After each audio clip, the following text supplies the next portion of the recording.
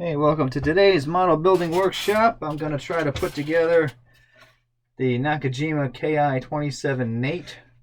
This is a 1/48 scale model plane from Hasegawa from Japan.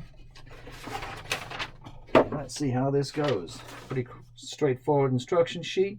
I know I built one of these when I was a teenager, and I thought I'd try it again. So I just put together the cockpit, which is a bit of work to do here. Granted, I made it harder on myself in that I painted the parts first because I kind of wanted to jazz that up, because I think you're going to be able to see quite a bit of that through the cockpit window. So now I'm going to try to see if I can fit that inside the fuselage. I'm not sure exactly how that's going to go. Get the right angles on this. I think I got that too far. I think it's supposed to angle like that and sit in here somehow.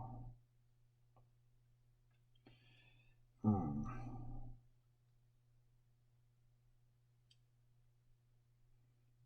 there's a pin there. Okay. All right. Granted, by painting some of this, it does mean I gotta scrape some of this paint down so that I can put glue on it. That is a downside to doing it this way, but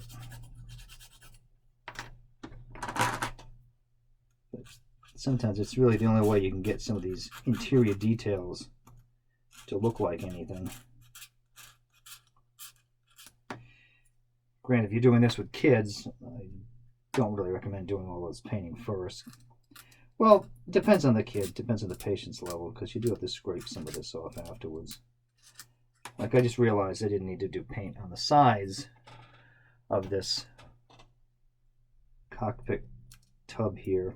It wasn't necessary. But sometimes you don't find it out until you start fitting the parts together. So this is where an X-Acto blade comes in handy. You can easily scrape some stuff off. I have to take paint off the sides of these features here so that I can add the glue to get it into the airplane. But hey, all right.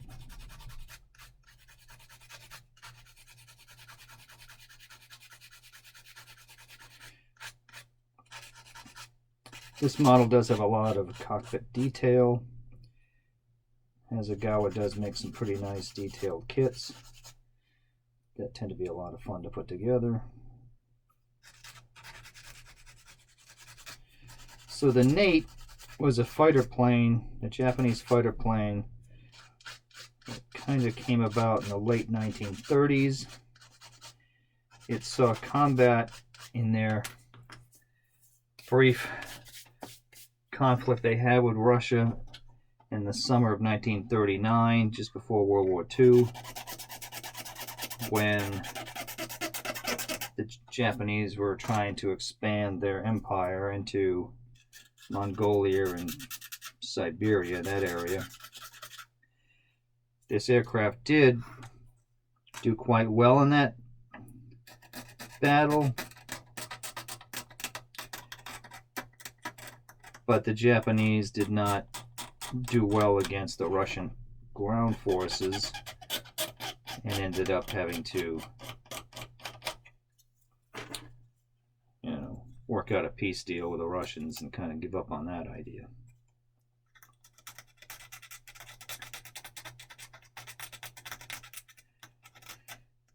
So their expansion into mainland Asia, well, they had to rethink that. They were still fighting a war with China, but they had to think of other ways to try to capture some territory to get them the resources that they wanted, and that kind of led them into conflict with the United States and Britain as the war went into the Pacific in World War II. And this plane served for a little bit of World War II in various roles. Some of them kind of were kept in Japan as home defense. And some of them were kind of stationed in other areas like the South Asia.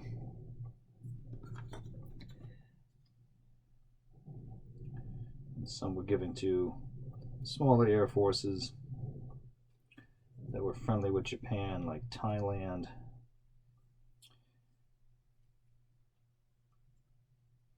And the Northern Chinese, kind of a puppet government that was set up by the Japanese. Alright, let me see if this is going to work.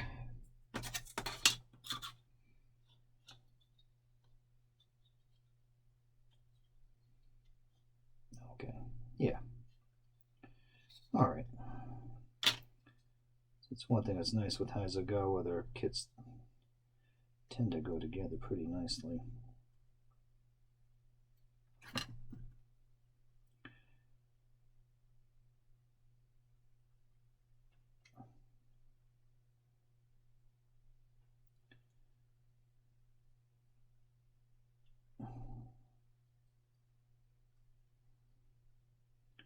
Again, with this model cement, you can draw a nice line of glue.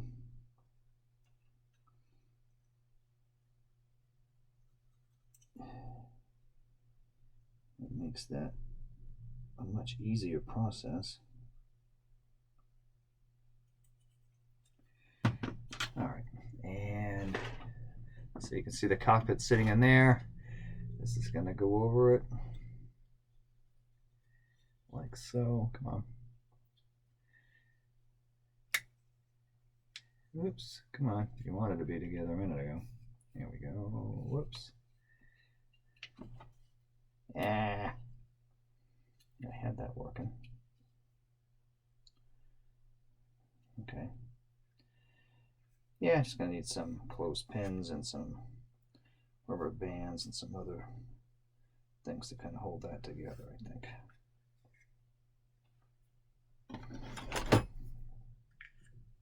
That's why it's good to have these little things around. Of course, you can just hold it with your hands. So it is kind of questionable now that I've got this as to how much interior painting was really necessary, because even though there's a really good window on this model, you really don't see much. You only see the chair and the top of the control stick and a little bit of the dashboard, but not much. So that's kind of a shame, because there's a lot of nice detail, as you saw, to the fighting compartment of this airplane. But much of that is not visible. So that's something to think about if you're doing this with kids.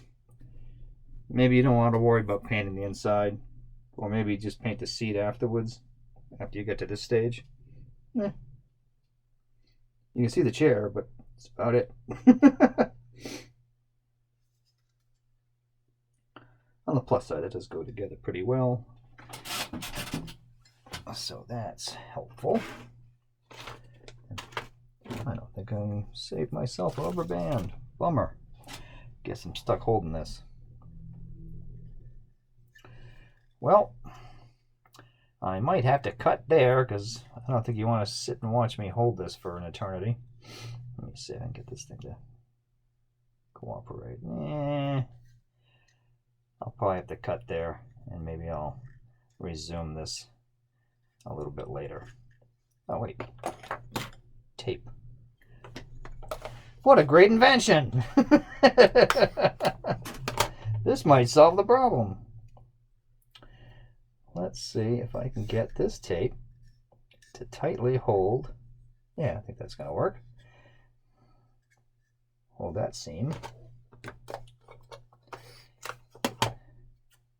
And then if I hold the bottom seam,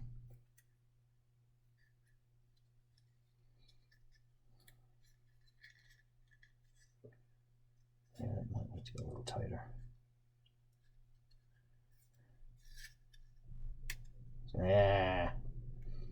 All right, well. We'll see.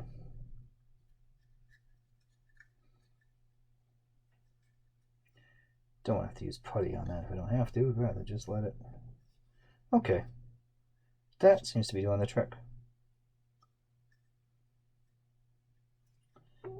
Okay. I'm not going to do too much today, although there's not a whole lot to this model anyway, which is kind of nice for kids if kids decided to do this. One thing that's really good about this model, because a lot of kids tend to hate doing the wheel assemblies, but this one, because the wheels are kind of fixed down in this one, so you just have the two halves in this wheel that goes in the center, and that's it. And they just go in, making that assembly a lot easier, because some planes have very elaborate struts and wheels and, you know, braces and the doors, and it could be a lot to build, and a lot of kids just go, nah, I'm not doing that, and they do their wheels up in flight mode. But this one, the wheels didn't go up in flight mode, they just stayed down, but at least there are minimal parts, and it's kind of straightforward to put that together. So I'm going to try to mount the lower wing and the upper wings and call it a day there. Well, let's see how that goes. That's a pretty good size. This is 1/48 scale. Makes for a nice size model. All right, it's a nasty bump on here. Eesh. Not sure what that story is about. Looks like this had been attached to one of these trees and probably must have fallen off over time. I did buy this model used at a model show. Got this one very cheap. It's got an inscription on it here on the inside of the wing. Just says copyright in the model company. Although it doesn't have a date on it, I was kind of disappointed. Sometimes they have dates on it, so you know when they originally designed this kit. And that is a bit of a nasty dent here in the plastic. But nothing that paint's not going to fix. Although, another bad, ooh, this has got some damage to it. Oh. Bit of this chip on the end of the wingtip here.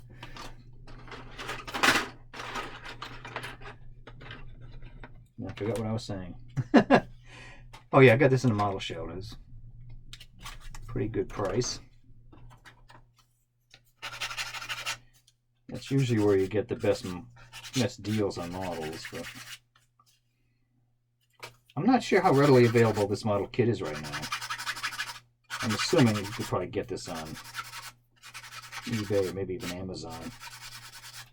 It's just one of those models that keeps coming back in different forms. Gets reissued. They probably just changed the decals or something on it. Alright, that's not too bad.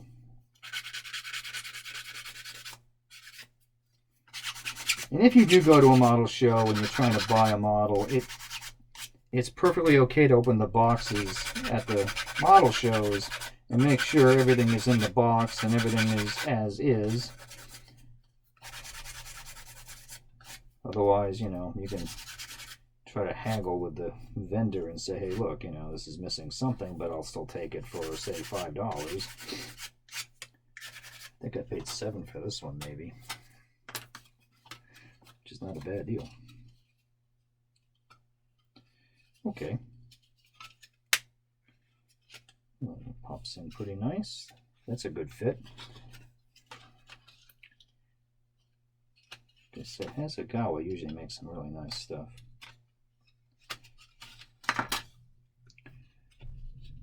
A lot of the Japanese companies really are quite good.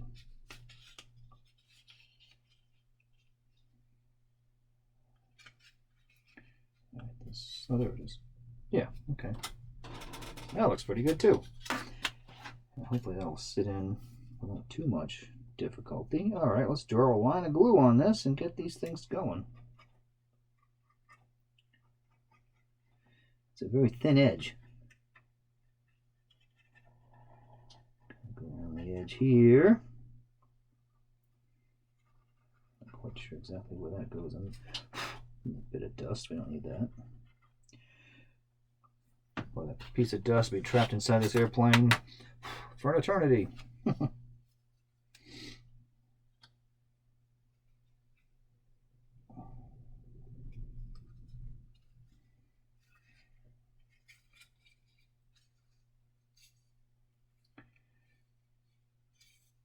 Nice molding on this. You can easily see the navigation lights on the end of the wingtips, which if you're really ambitious, you could paint them. I think they're red and green. I don't know if it's listed on the instruction sheets if that's what they would be, but you can actually see them on this model. Some models, they don't really bother even giving you that detail.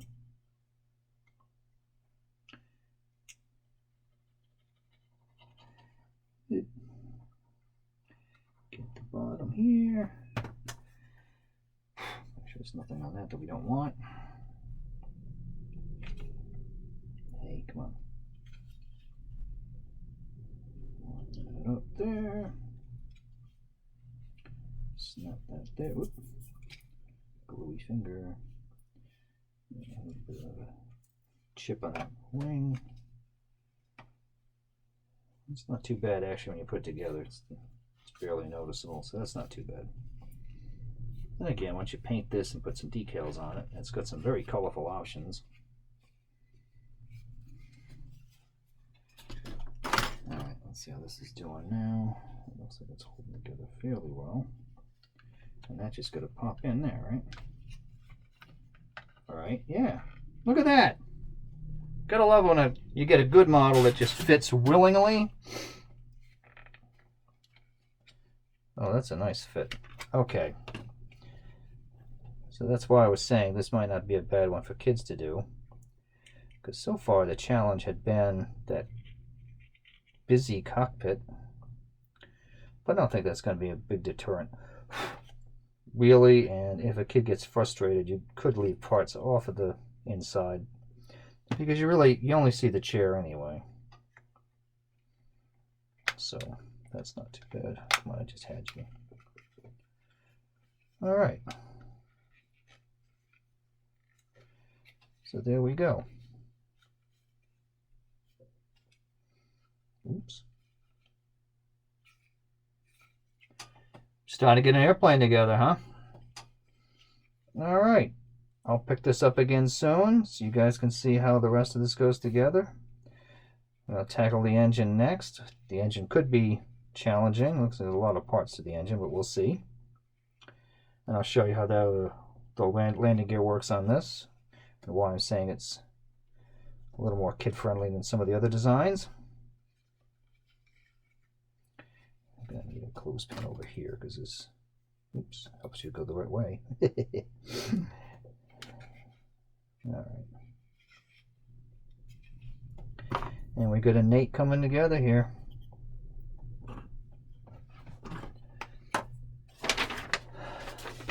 It's got some colorful options here.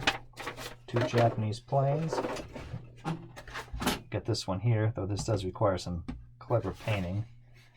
There's another one here. It's quite colorful as well. I may try out some different decals on this, I'm not sure yet. But anyway, we got a Nate starting to get somewhere. All right, see you soon.